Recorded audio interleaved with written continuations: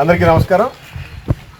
సుపరిపాలన తొలి అడుగు ఈ కార్యక్రమంలో భాగంగా కోవూరు గ్రామ పంచాయతీ పరిధిలో ఉండేటువంటి 1వ వార్డులో గౌరవ శాసనసభ్యులు శ్రీమతి వేమిరెడ్డి ప్రశాంతి రెడ్డి గారి ఆదేశాల మేరకు 100% ప్రతి ఇంటికి తిరిగి ప్రజల యొక్క సమస్యలు, ప్రభుత్వం ఇస్తున్నటువంటి పథకాలను వివరిస్తూ స్థానికంగా ఉండేటువంటి 1వ వార్డు ఇన్ఛార్జ్ 1వ వార్డు మెంబర్ అయినటువంటి పాలూరు వెంకటేశ్వర గారి ఆధ్వర్యంలో ఈ కార్యక్రమాన్ని దిగ్విజయంగా పూర్తి చేసుకోవడం జరిగింది.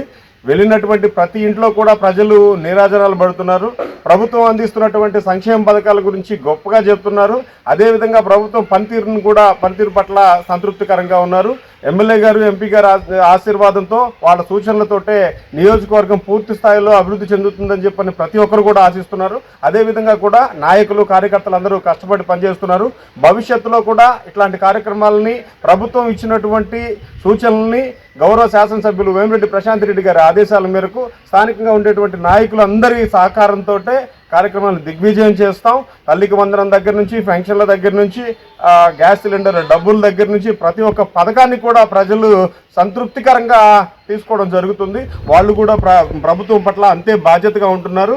ఎప్పుడు ఎట్లాంటి పరిస్థితుల్లో కూడా ప్రభుత్వంకి, స్థానికంగా ఉండేటువంటి నేతలకి, మా గౌరవ శాసనసభ్యులు, పార్లమెంటు సభ్యులకు కూడా మేము ఎప్పుడు అండగా ఉంటామని చెప్పని ప్రజలందరూ భరోసా ఇవ్వడం జరుగుతుంది. చాలా సంతృప్తికరంగా పనిచేస్తున్నాం. భవిష్యత్తులో కూడా ఇట్లాంటి పనులే చేస్తామని చెప్పని తెలియజేసుకుంటాం. ఈరోజు మన రాష్ట్ర ముఖ్యమంత్రి గౌరవనీయులు నారా చంద్రబాబు నాయుడు గారి ఆధ్వర్యంలో కూటమి ప్రభుత్వం అధికారంలోకి వచ్చి సంవత్సరం 2 నెలలుగా వస్తుంది.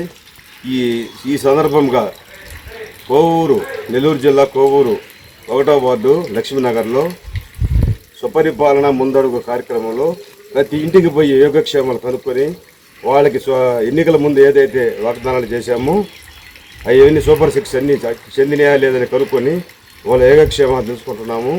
ముఖ్యంగా ల్యాండ్ యాక్ట్ రద్దు చేయటము, ఉచిత ఇసుక విధానము, తర్వాత తల్లికి వందనము, ఇంట్లో ఎంతమంది బిడ్డలు ఉంటే అంతమందికి పడింది లేదా కనుక్కోవటము, ఒకవేళ ఎవరికైనా పడకపోతే వాటి గురించి ఎంక్వైరీ చేసి వాళ్ళ పేర్లు మళ్ళీ నమోదు చేయించడము, ఇవన్నీ చేస్తున్నాము.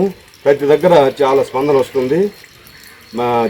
రాబోయే 5 సంవత్సరాల్లో కూడా మన ఎమ్మెల్యే వేమిరెడ్డి ప్రశాంతమ్మ గారు రాబోయే తర్వాత మన ముఖ్యమంత్రిగా నారా చంద్రబాబు నాయుడిని ఎన్నుకోవాలని తర్వాత ప్రజలందరూ కోరుకుంటున్నారు. అందరూ చాలా సంతోషంగా ఉన్నారు.